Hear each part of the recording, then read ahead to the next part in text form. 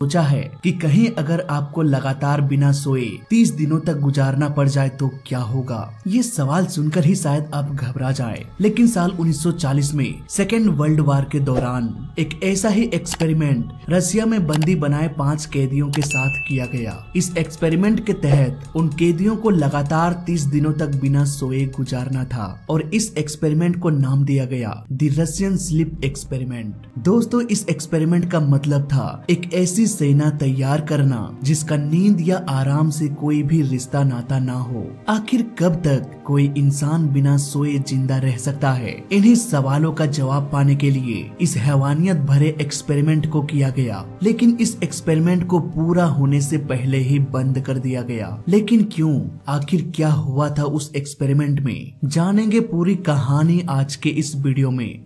सन 1940 जब second world war का दौर चल रहा था, लगातार युद्ध में सैनिकों की जरूरत पड़ रही थी। आए दिन सैनिकों की भी कमी होती जा रही थी, इसीलिए रशियन को अब ऐसे सैनिकों की जरूरत पड़ने लगी जो आराम कम करके युद्ध में ज्यादा से ज्यादा समय दे सके। ऐसे में रशियन ने अपने 5 कैदियों के साथ एक एक्सपेरिमेंट करने की सोची। यहाँ पर कैदियों को झूठा भरोसा दिया गया कि अगर वो लगातार बिना सोए 30 दिनों तक एक चैम्बर में समय गुजारते हैं तो उन्हें आजाद कर दिया जाएगा। शायद इसीलिए वो 5 कैदी उस एक्सपेरिमेंट में हिस्सा बनने के लिए तैयार हो गए। इन 5 कैदियों को एक एयर टाइट चैम्बर में बंद कर दिया गया। वहाँ उन्हें खाने के लिए खाना, पीने के लिए पानी और पढ़ने के लिए कुछ किताबें भी दी गई। चैम्बर के अंदर एक टॉयलेट भी बना हुआ था। देखा जाए तो उन्हें हर तरीके की सुविधा दी गई थी, लेकिन सोने और बैठने की कोई भी व्यवस्था नहीं थी। उस टाइम सीसीटीवी कैमरा ना होने के कारण उन पर नजर रखने के लिए वन वे मिरर लगाया गया था। साथ ही कमरे की हलचल को जानने के लिए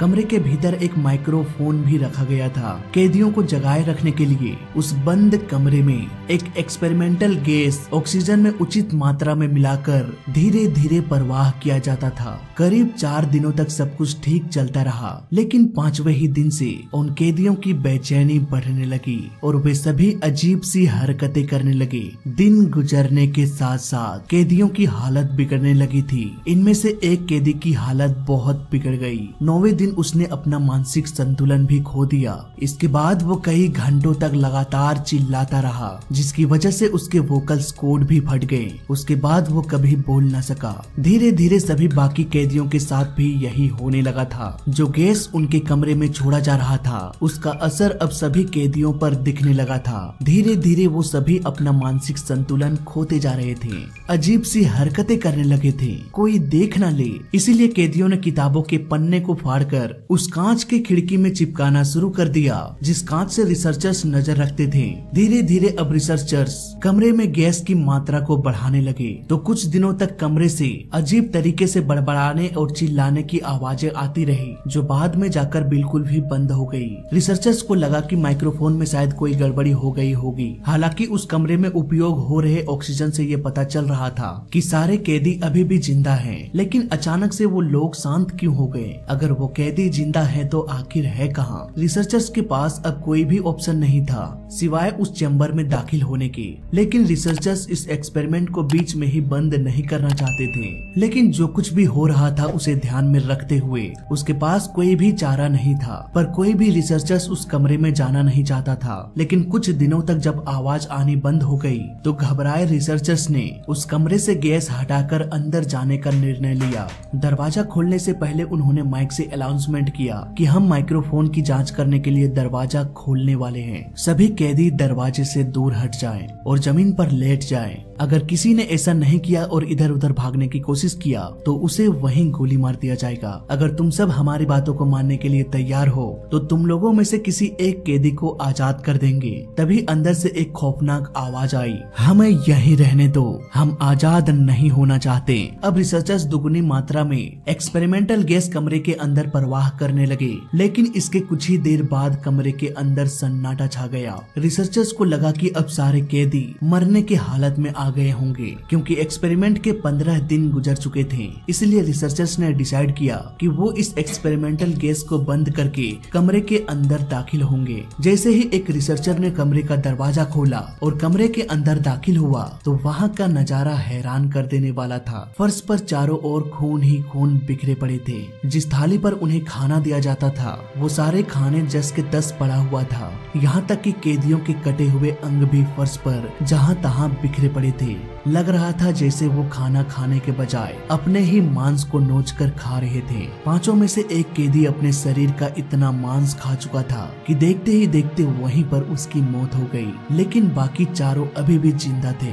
ऐसे नजारे को देखकर रिसर्चर्स के भी होश उड़ गए। ऐसा खौफनाक नजारा शायद ही रिसर्चर ने कभी देखा होगा। तुरंत ही सारे कैदियों को ट्रीटमेंट के लिए हॉस्पिटल में एडमिट किया गया और जब ऑपरेशन के लिए कैदियों को मॉर्फिन इंजेक्शन लगाया गया तो उस पर इंजेक्शन का कोई भी असर नहीं हुआ। मॉर्फिन के एक इंजेक्शन से कोई भी इंसान बेहोश हो सकता है, लेकिन एक के बाद एक लगातार 8 इंजेक्शंस लगाने के बाद भी वो सारे कैदी होशो हवास में थे और बार बार डॉक्टर से ये रिक्वेस्ट कर रहे थे कि हमें बेहोश ना किया जाए, होश में ही हमारा ऑपरेशन किया जाए। शायद उन्हें अब दर्द में भी मजा आने लगा था। साथ ही वापस उसी कमरे में जाने के लिए वो दया की भीख मांगने लगे। हालांकि इस ऑपरेशन के दौरान 2 कैदियों की जान चली गई। धीरे धीरे ये एक्सपेरिमेंट हैवानियत का रूप लेने लगा था। इसके बावजूद भी इस एक्सपेरिमेंट को नहीं रोका गया। बाकी बचे 2 कैदियों को वापस उसी कमरे में बंद कर दिया गया। अब कैदियों की हालत को देखते हुए रिसर्चर्स इस एक्सपेरिमेंट को रोक देना चाहते थे,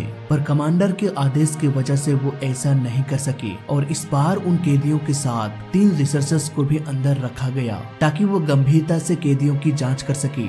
लेकिन लगातार कैदियों की हालत को देखते हुए एक रिसर्चर इतना डर गया कि उन्होंने चीफ कमांडर को ही गोली मार दिया। दोनों कैदी में से एक कैदी जो चुपचाप बैठा हुआ था उन्होंने उसे भी गोली मार दिया। ये सब देखते हुए बाकी बचे 2 रिसर्चर्स भी वहाँ से भाग खड़े हुए। अब कमरे में सिर्फ एक कैदी और एक रिसर्चर बंदूक लिए खड़ा था। रिसर्चर ने आखिरी बचे कैदी से पूछा कि कौन हो तुम? उस कैदी ने जो जवाब दिया वो हैरान कर देने वाला था। उसने हंसते हुए कहा कि मैं मौत हूँ तुम्हारी। मैं इंसान के अंदर वो राक्षस हूँ जिसे लोग कभी बाहर नहीं आने देते। ये सुनते ही उस रिसर्चर ने उसे गोली मार दिया। इसके बाद उन्होंने खुद को भी गोली मार दिया। इस घटना के बाद इस एक्सपेरिमेंट को यहीं पर रोक दिया गया। रिसर्चर और कैदियों की मौत के बाद इस पूरी घटना को सीक्रेट रखा गया ताकि इस खौफनाक एक्सपेरिमेंट के बारे में पूरी दुनिया को पता ना चले। तो ये थी दी रशियन स्लीप एक्सपेरिमेंट की पूरी कहानी। लेकिन क्या ये एक्सपेरिमेंट वाकई में किया गया था या सिर्फ ये मनगढ़ंत कहानी है?